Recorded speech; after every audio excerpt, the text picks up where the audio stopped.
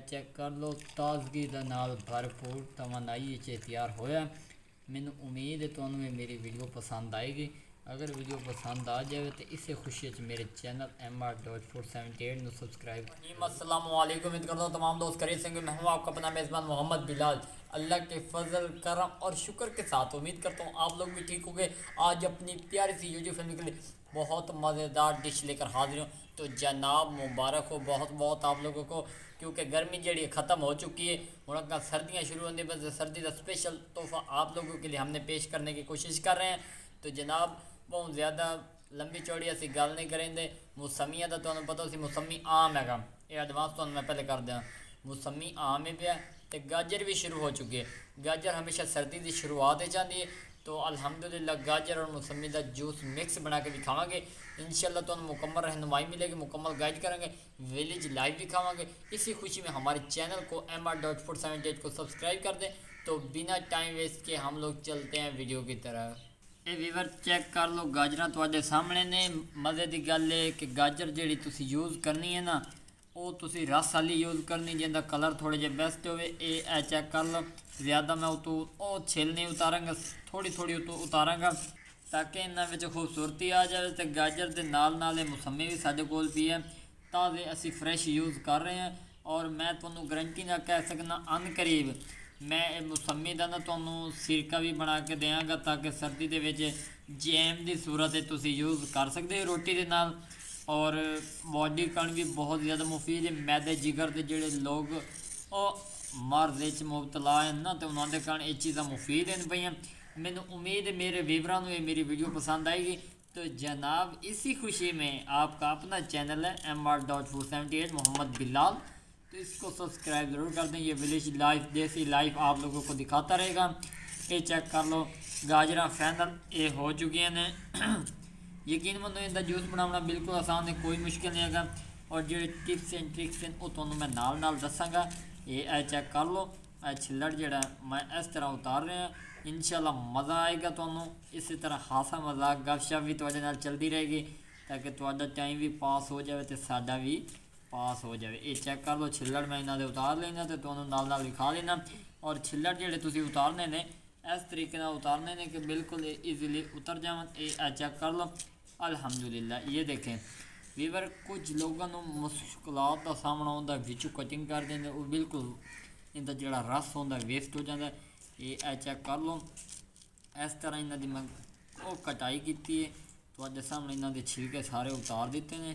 ये देख लो बहुत ही खूबसूरत अज की 20 रुपये बनती पई है। तो साढ़े नाल इस तरह चलते हो तो फायदा मिलेगा। मैं जल्दी जल्दी कर लेना ताकि तुहाडा टाइम भी बच जाए। ये चेक कर लो इस तरह करने ने। अगर ये उतों छिल्लड़ है तो तुसी विचों इस तरह भी कर सकते हो। ये चेक कर लो देख लो ये बिल्कुल साफ़ और फ्रैश शफाफ तैयार हो चुके हैं। साइड कर देना। इसी तरह मैं जल्दी जल्दी कर देना, वीडियो थोड़ी लंबी हो जाएगी इसे पर जल्दी जल्दी कर लेना।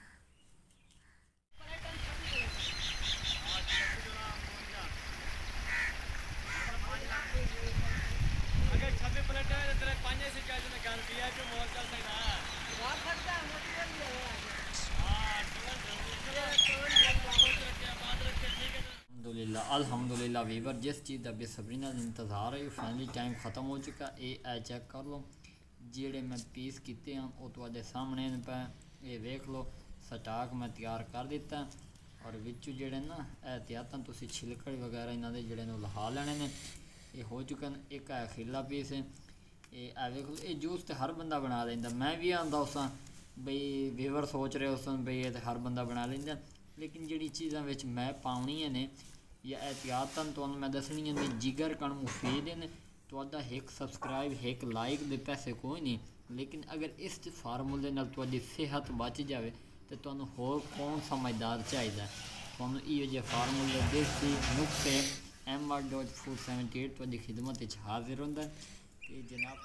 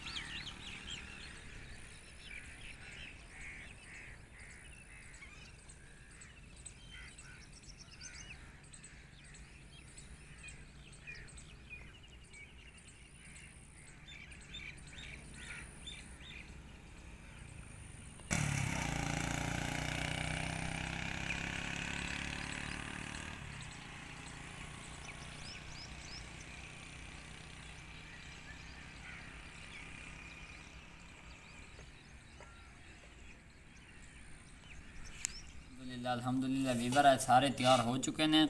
हूँ अगले प्रोसीजर की तरफ चलने तो मैं अगला सारा प्रोसेस दसना मशीन वगैरह तो लैके हर चीज़ ऐड करन तक। अल्हम्दुलिल्लाह वीवर है मशीन जूस वाली जूसर मशीन कहते हैं तो ये हूँ साढ़े को आ गई। हूँ अगला प्रोसीजर शुरू करते पे बिस्मिल्लाहिर्रहमानिर्रहीम अल्हम्दुलिल्लाह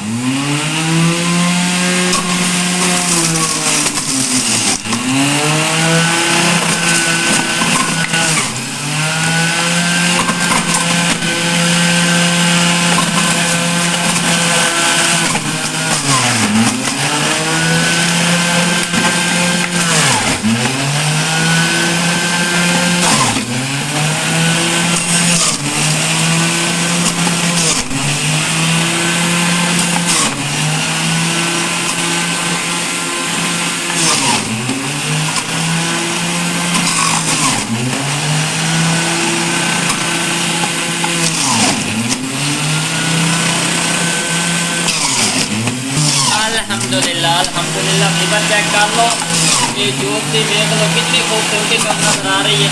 20 रुपए किलो मुसम्मी है।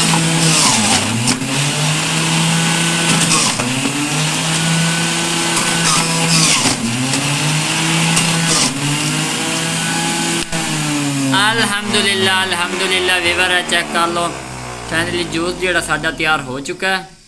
असी इहदे एक होर चीज़ ऐड करे सो हाजमे करन वो असी तुहानू बाहर जाके दसने मजीद तक तुहाडा रहनुमाई हो जाए।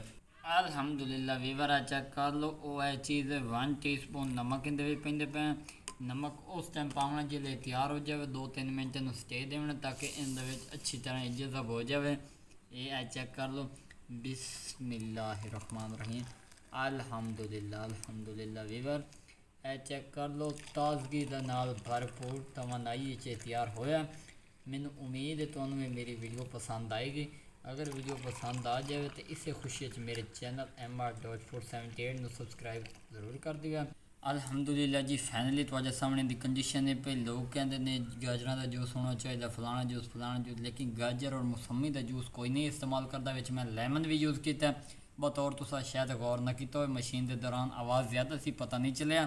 तो यकीन मन मैदा और जिगर कण बहुत मुफीद है खाली पेट पीना चाहिए। बिस्मिल्लाहिर्रहमानिर्रहीम मैं टेस्ट करके तो नाल दिखाईना।